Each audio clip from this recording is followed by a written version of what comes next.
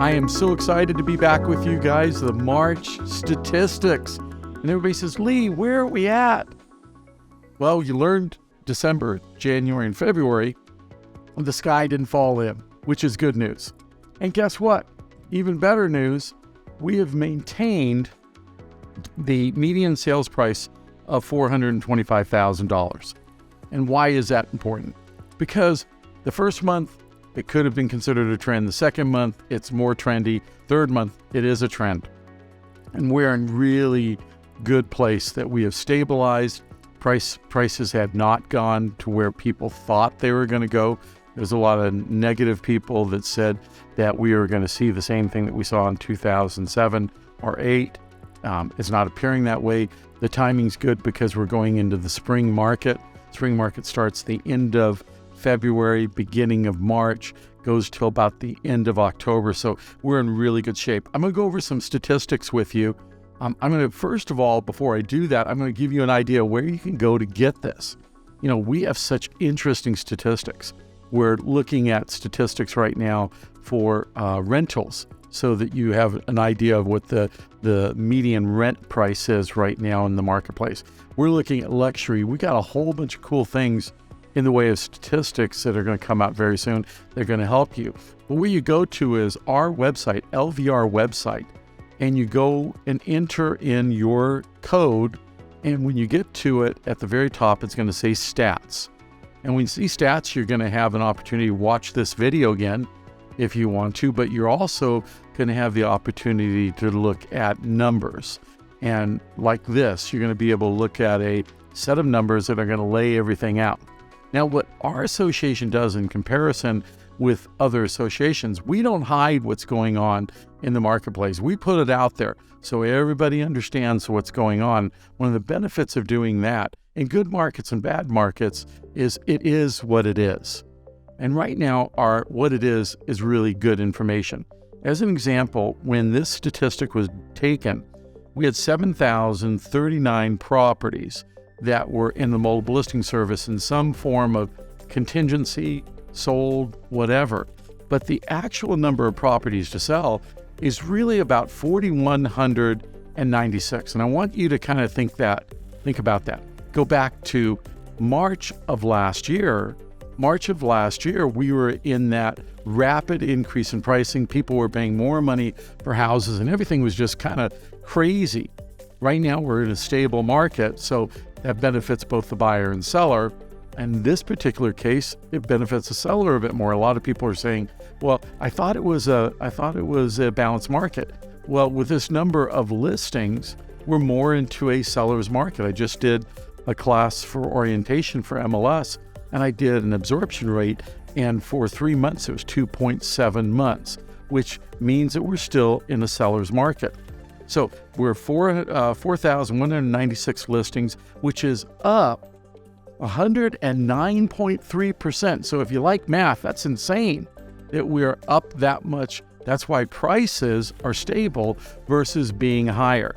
See, prices are higher when there's no product. So fear of loss, meaning I don't want to buy it, but I'm afraid that somebody else will buy it, makes me go out and pay that price for that piece of property. Then the number of new listings taken was 2,565, which is up from February of 2023 by 14%. And then the units sold, we are up substantially. We're up to about 2,361 sales, which, remember, that's only one side of the sale, those double sides of that sale. And that is up from February by 37% from the February time period. So you can see a pattern there that it's going up.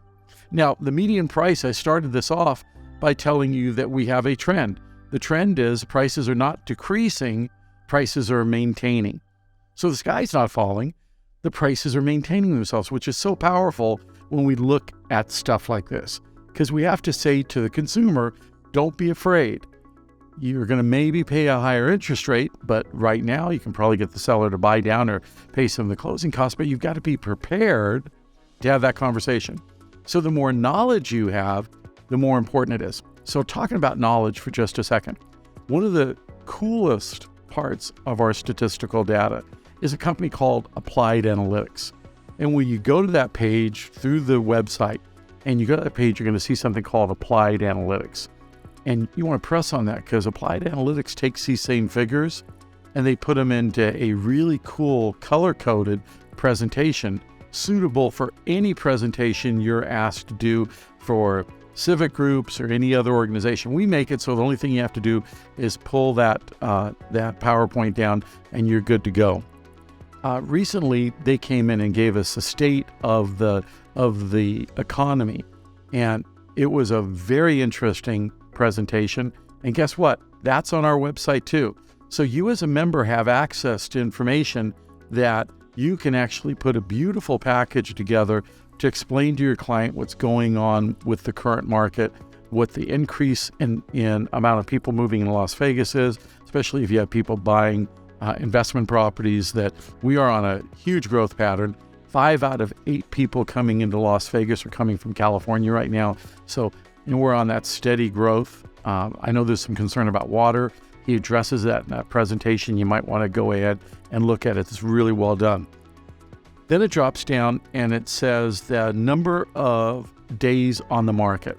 And this is really important because it changes how you perceive. So imagine last March, if you put a listing on the market, 82.8% of the time, that property would sell in the first 30 days. It would go on the market, and in that time period, it'd sell 82%. Now, it's just under 50, 49.6. So what's the benefit to us? Well, the benefit to us is now we know that if a seller is motivated and wants to sell that property and gives us a timetable in which they want to sell the property, the price adjustments have to happen in that first 30 days to position them to be able to sell their property.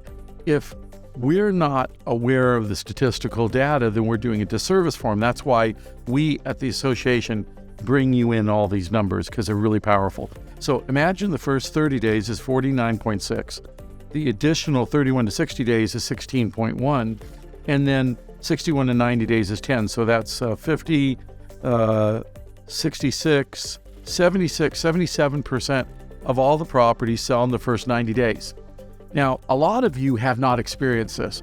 You have been in markets where the market has been hyper-spaced and sells very quickly.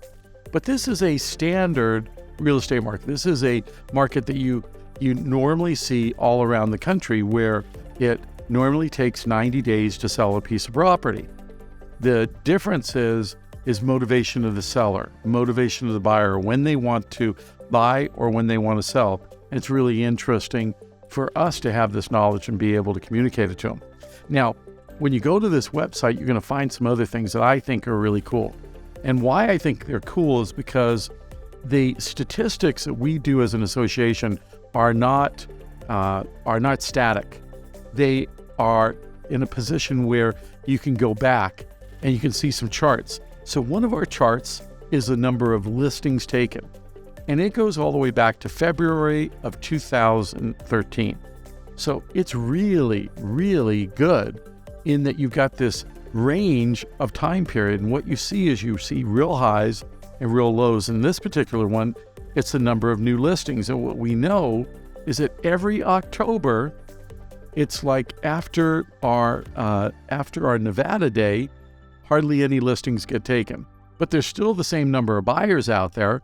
And so, if you understand what that means to us, that means there's more opportunities for a property to sell if it's priced right during that time period. And then there's another one, another slide that goes back again, 2013, that says, when is our highest market penetration?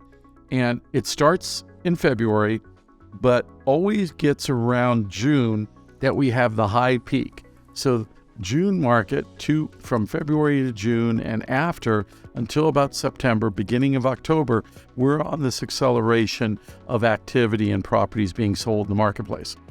So if you're out there right now and you're saying, how can I use this tool? Well, like I tell all the people that are getting into real estate that are brand new, we need to start selling differently. The consumer is tired of hearing salespeople. They want to hear from you by you showing them and then selling them after they have had an opportunity to look at the statistical data. So let's trade that selling part for showing and get people to understand that we need to be in their circle of trust. And by being in that circle of trust, we can give that information to them. One other thing that I'd like to share with you as your president. I believe the circle of trust happens for us as real estate agents when we give out probably the most important form that we have at this association as part of your membership, and that is our code of ethics. So if you want to make a difference in your practice, and if you want your practice to shine, where historically that's a little dot out here in this circle of trust. But the way we can get people to believe that we have their best interest in mind is to share that. We need to share our code of ethics. Nobody that I've ever dealt with that said, trust me, was somebody I could actually maybe trust. But when somebody proves to me I can trust them, it's a different story. What the code of ethics does changes the game. If you give every buyer or seller a copy of the code of ethics, it says, I believe in working by a certain standard of conduct. Ex-military, police officers, they all live by a code. We should live by a code. So very simple to go to NAR's website, pull out the brand new 2023 Code of Ethics, print it, give it to buyers and sellers when you first meet them. It'll transfer you from that person that's just a dot in the circle of trust into the circle of trust. And we appreciate you at the association. We always want you to succeed. That's why we do these podcasts. And it's been my pleasure to give you the March statistics. I hope you enjoyed them. Hope you enjoyed some of the other stuff I shared with you. I believe in the code of ethics. I believe that the code of ethics is something that we should share because it's that important. And I wish you a great, great April.